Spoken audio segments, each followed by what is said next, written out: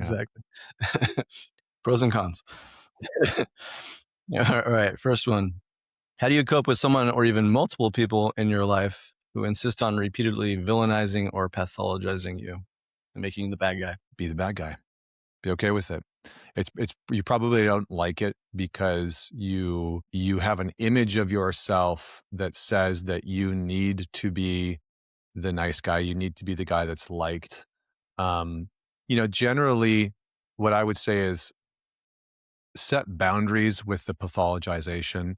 That's never helpful. I think that online it's kind of become commonplace for people to label other people online like, oh, you're such a narcissist, you're such an avoidant attached person, you're such a, I think when you're in relationship with other people, that is just not helpful. Being pathologized by a friend, by a significant other, by a family member, it's not helpful. It doesn't go anywhere. It's kind of like telling an addict that they're an addict does nothing. It literally does jack shit. And we Right. all know that, but we still do it because we are wanting to create change. So be okay with being the villain in some people's eyes. That's actually okay. There's some people that don't like me, they don't like my style, they don't like what I do. Mhm. That's all right.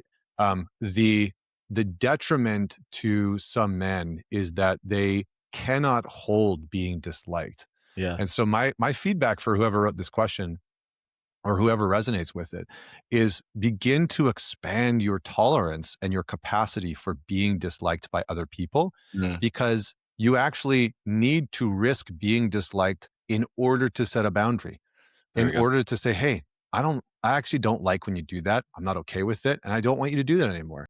Mm. I'm not okay with you pathologizing me or labeling me. I'm not all right with you continuing to see me as the unequivocal villain.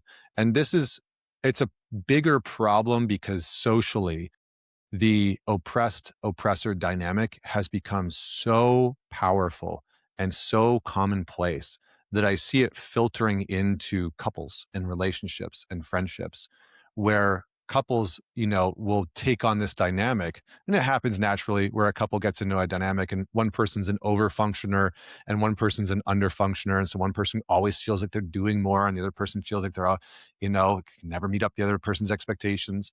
But it's warped now into this oppressed dynamic, the victim villain dynamic. And sometimes the only way out of that is a little bit more through it. So you actually have to be willing to say, I'm not okay with this anymore. I'm sure that I'm contributing to some of the dysfunction in our relationship. And I want to do my part to Mhm. understand what that is. But I also need you to do your part in being able to maybe see why you need me to be the villain, why you need to gain power Mhm. and position relationally between the two of us by pathologizing me. Mhm.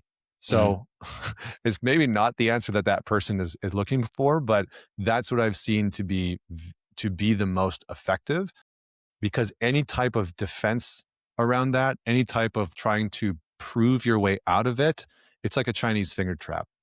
Anytime you use defensiveness in that type of dynamic where somebody feels like they are a victim to you and you are the fundamental problem in the relationship and they're labeling you, when you try and defend yourself, it for them, it just feels like you're proving their point more, Yes. and it tightens the finger trap and tightens the perception that that person holds. So you have to be willing to move a little bit more into that, dare I say, villain archetype Mhm. of I'm actually not okay with this.